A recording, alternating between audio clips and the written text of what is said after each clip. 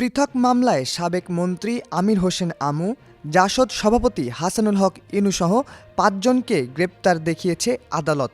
সোমবার ২৫ নভেম্বর Dhaka metropolitan magistrate Arifur Rahman এ আদেশ দেন। গ্রেফতারকৃত বাকিরা হলেন পুলিশের সাবেক আইজিপি চৌধুরী আবদুল্লাহ আল মামুন, সাবেক সচিব জাহাঙ্গীর আলম, এনটিএমসির সাবেক পরিচালক ও সাবেক সেনা কর্মকর্তা জিয়াউল আহসান।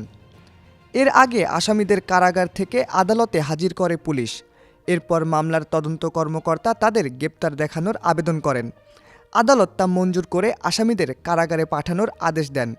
রাজধানীর উত্তরা পশ্চিম থানাধীন আমির হোসেন হত্যা মামলায় চৌধুরী আবদুল্লাহ আল মামুন, হাসানুল হক ইনুকে গ্রেফতার দেখিয়েছে আদালত। তেজগাঁও থানার কারওয়ানবাজার এলাকায় রমিজ উদ্দিন রূপ হত্যা মামলায় আমির হোসেন আমু, জাহাঙ্গীর আলম, জিয়াউল আহসানকে গ্রেপ্তার দেখানো হয়েছে। মোহাম্মদপুর থানার মোহাম্মদ আল শাহরিয়ার হোসেন হত্যা মামলায় হাসানুল হক ইনু এবং মিরপুরে শিশু মিজানুর রহমান হত্যা মামলা ও আজাদ হোসেন হত্যা চেষ্টা মামলায় সাবেক আইজিপি মামুনকে গ্রেফতার দেখিয়েছে আদালত। এর আগে গত ৬ নভেম্বর রাজধানীর ধানমন্ডি এলাকা থেকে আমুকে, ২৫ আগস্ট উত্তরার একটি বাসা থেকে ইনুকে এবং ৩ সেপ্টেম্বর আল মামুনকে এবং ১ অক্টোবর গুলশান এলাকা থেকে জাহাঙ্গীর আলম এবং ১৬ আগস্ট রাজধানীর খিলক্ষেত এলাকা থেকে সাবেক সেনা কর্মকর্তা জিয়াউল আহসানকে গ্রেপ্তার করা হয়।